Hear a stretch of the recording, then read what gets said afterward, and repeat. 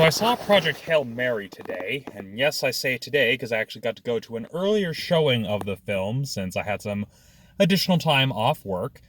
And as for my seizure warning that I like to give with my reviews, well, there are some sequences at kind of like the climax of the film, sort of.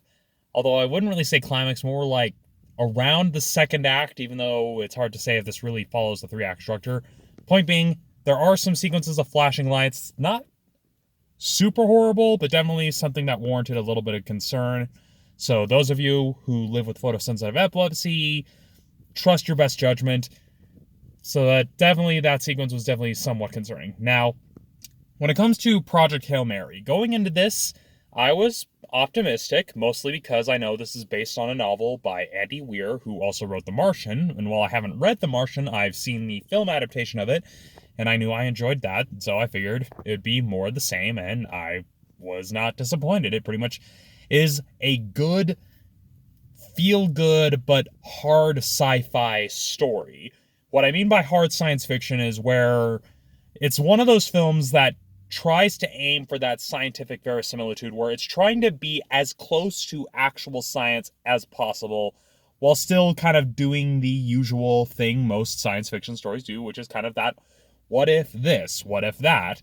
It's just one of those sci-fi stories that tries to hew as closely to our understanding of how the world works, and that's something I appreciated.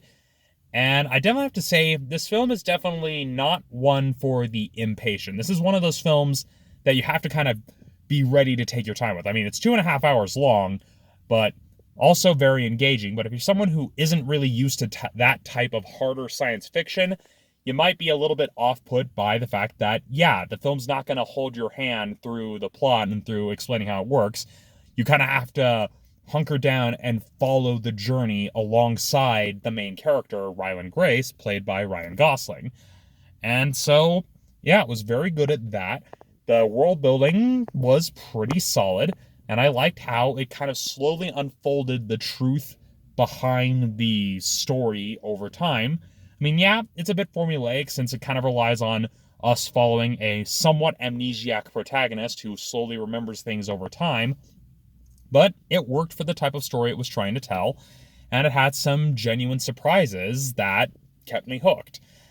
Not really sure what else I can really say about that isn't just going to be regurgitating the types of things that everyone else has been saying.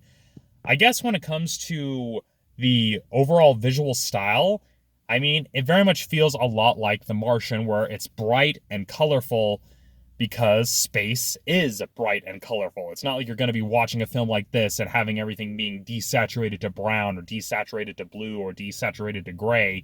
It's like, yeah, you're dealing with a ship that's exploring the stars. Naturally, things are going to pop and be bright and colorful. And so that is a very good visual aesthetic that I really appreciated, especially with the litany of so many other sci-fi films that try to be super gritty and desaturated. The colors really pop. Especially, I saw this film at the Regal on their RPX screen, which is kind of like their version of IMAX. And it was definitely a really cool way to watch the film.